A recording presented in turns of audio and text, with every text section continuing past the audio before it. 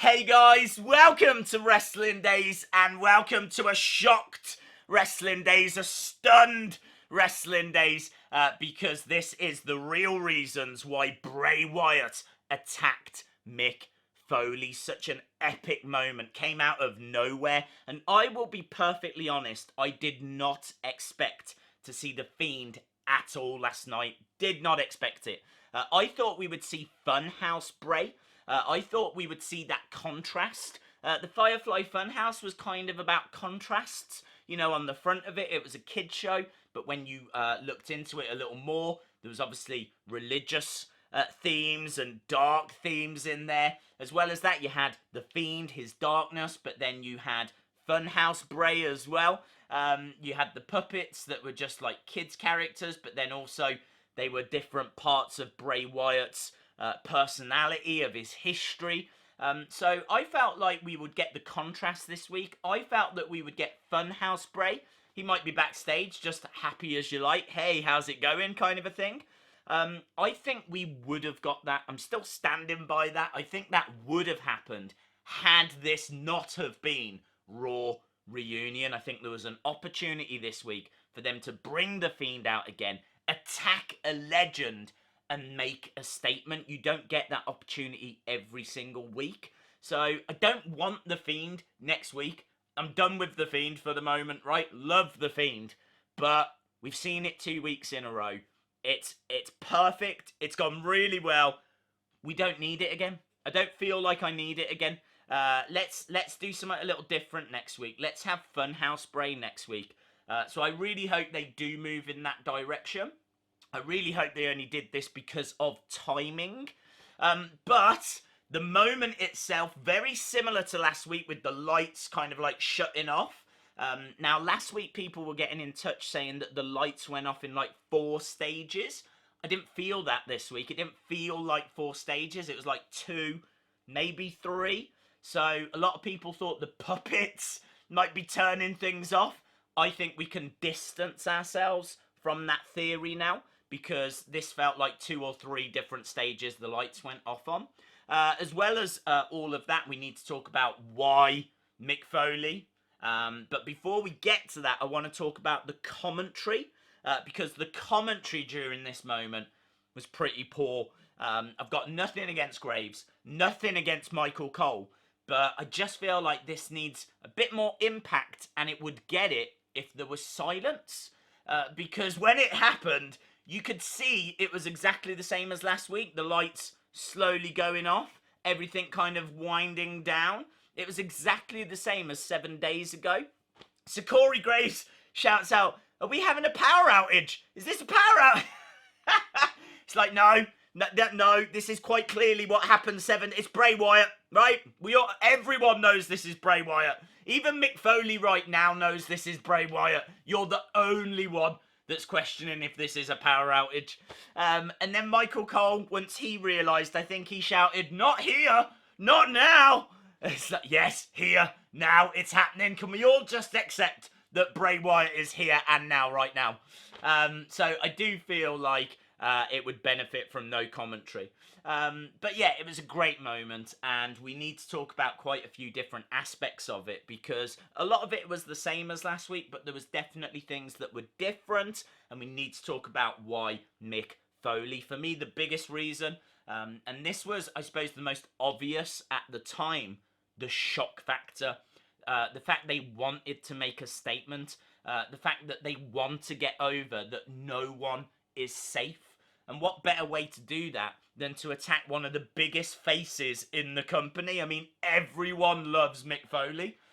So they went after Mick Foley, made a statement. Doesn't matter if you are current superstar, legend, heel, face. It makes no difference to the Fiend. The Fiend doesn't want to be your friend. He does not care, right? I know he's trying to get you to let him in, but clearly it's not a great place to be once you have. Because I'm pretty sure Mick Foley would have let him in, and I'm pretty sure he regrets it now. Mick Foley, one of the biggest faces, it sent shockwaves around the WWE universe. It was perfect. It was done so well. Universal praise all over Twitter. people loved it. And a lot of praise, we've got to take a second, a lot of praise for Mick Foley on a night where legends didn't really put over the current roster. There wasn't really many moments where the current roster were boosted by the legends. I mean, yeah, okay, they were in their presence, but Mick Foley showed what you should really be doing as a legend, and that is putting the current roster over. He probably gave the most last night, and universal praise for Mick Foley as a result. Moving on though, because there are other reasons. The Mandible Claw. This could now be a brand new finishing move for the Fiend. Now, we've spoken about Sister Abigail before. We've spoken about the legal trouble there. Now, they did use it last week, and they did reference it last week as well. That was enough for me to think that everything was sorted, everything was resolved. They'd got the name back. They were going to use that move going forward, and so that's why we were now going to just carry on with Sister Abigail. But it doesn't seem to be that way. This really felt like this was now going to be the move of the Fiend. Really does feel like a passing of the torch moment.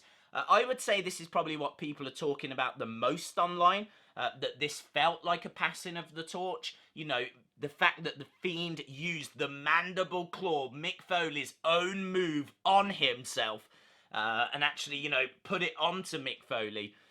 This really does feel like it fits better than Sister Abigail. I suppose the Fiend in many ways has got quite a lot of similarity to Mankind, a very dark, mysterious character. So the Mandible Claw is just a perfect fit. As well as that, he has the hurt and heal gloves. And that obviously looks really great as well when you're putting that Mandible Claw on. So, yeah, I really hope this is the new move of the Fiend. Does that mean they couldn't get the Sister Abigail rights? Is that the reason for this brand new move, or does it just fit better? Next up, split personalities. So, of course, Finn Balor is a man and a demon, whereas Mick Foley is Mick Foley, Mankind, Cactus Jack, and Dude Love. There could be something in this. I think it's a nice coincidence. I'm not sure if he's going to just constantly target people with previous characters or incarnations. I'm not sure there's enough people on the roster that he could go after. Most of the superstars just stay as themselves. Like Kevin Owens has always been Kevin Owens, and Seth Rollins has always been Seth Rollins. So I'm not sure that that's something that they can do long term, which is why I'm not sure that's an actual reason. But I do like the theory. I do like the fact he's attacked two people, both of them well known for having split personalities. So we'll have to see kind of where he goes from here. I'm expecting a build with Finn towards SummerSlam. They said last night we're just 3 weeks away. So I think we're going to see that build continue, and then it'll be very interesting who the next victim is going to be after that. Another reason why Mick Foley, but not really why it was Mick Foley, but it couldn't be Finn. It couldn't be Finn. Finn was not on this show. He was nowhere to be seen. So as a result, if we were going to have Bray Wyatt, it was going to have to be an interaction with the legend. I actually thought it would be Funhouse Bray, and I thought that it would be a little backstage moment. But clearly they felt they could do something more. So it was the Fiend and it was Mick Foley. So I know it doesn't answer why it was Mick Foley, but it had to be someone. They wanted him to be on TV. It was going to be with a legend. Maybe this is just an idea that came up. Perhaps like Mick Foley said, yeah, I'm down for this. And so it was just a new way, a different way of using Bray Wyatt. I still feel like we will get Funhouse Bray eventually. But I think what's more important, not that it was Mick Foley, but it wasn't Finn Balor. They actually wrote him off TV. They are selling the fact that when the Fiend gets you, you know, he takes you out for a little while, and that is something we've spoken about. The fact that people can get beaten up on Sunday and then wrestle like a match the next day. Just, it never makes sense. Whereas with this, Finn Balor was attacked last week Where was he? Where was he? Final point I wanted to talk about, and this came from our good friend WrestleNalia, and I really like this. Foley is God. Now, some of you might have heard that, some of you might not have heard that. People started taking signs to shows that said Foley is God. They were so appreciative of the work he'd done and the sacrifice, basically, that he had given, you know, his body and everything he'd been through. Foley is God signs started popping up. And actually, Foley would address this. He would say that he isn't God. He's just really good. And actually, I think it was his second book that was called Foley is Good. Kind of playing on the fact that people were saying Foley is God. Now, I like that theory. I like the idea that Bray Wyatt has targeted him because, you know, that he had that connection to God and people were calling him God and he was a false prophet and all of this kind of stuff. I think it fits really well. And what really tipped me over the edge, what really got me excited, is when I saw the tweet from WWE, because when they tweeted out about this, what were the two words? The two words that they used first of all in their tweet? Good God. Good God. The two words, the first two words that they tweeted out. Good God. Is that a hint? Is that a reference to the fact that Foley is God, Foley is good? Or is it just a mad coincidence? It would feel like a hell of a coincidence.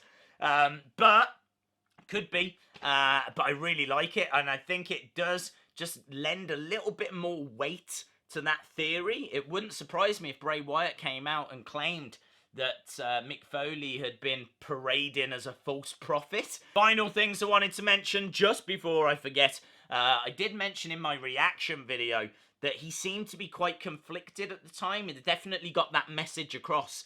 But you do see that moment where the heel glove goes down and he is listening to that hurt glove, and I believe it's the hurt glove that is used as the Mandible Claw. So obviously we're still seeing hurt and heel. And I don't know why he's listening to the hurt glove, because I thought the hurt glove was meant to be the Fiend. I thought hurt and heel was really something that Funhouse Bray would have. I don't know. I mean, you might remember when he cut up the cardboard standee. That's when he was listening to hurt and heel. And that's when he was just Funhouse Bray in like episode 1 of the Firefly Funhouse. So very interesting actually to see the Fiend listening to her. Who is he listening to? I always thought it was the Fiend. I always thought that the Fiend was telling him what to do. But the Fiend can't be telling himself. So that is quite interesting. Is there a higher power? Is that higher power going to turn out to be Vince McMahon? The other thing as well is that the laughing at the very end would go on for longer this week. I don't think there's much in that. But it is looped. If you listen to it, it doesn't sound like someone just laughing for, you know, a period of time. It sounds like a small clip that's just being repeated again and again and again. I mean, that thing could go on forever if it wanted to. So I did think that was quite interesting. I don't know why they played it for longer this week. I don't feel like there's any connection there, but definitely sounded to me like it was looped. Definitely sounded like it was just going round and round, and maybe there's something in that. Awesome, guys. So, as you can see, quite a few reasons why it turned out to be Mick Foley. There was no tweets. I was waiting for a tweet from Bray. Sometimes he does send one out straight after. But there was no hints or tips. There was nothing from Mick Foley as well. So, we might have to wait a while until we find out which of those reasons is the real reason. But yeah, hope you enjoyed the video anyway. If you did, make sure you hit that subscribe, hit the like button as well, and hopefully I'll see you again next time. Bye for now.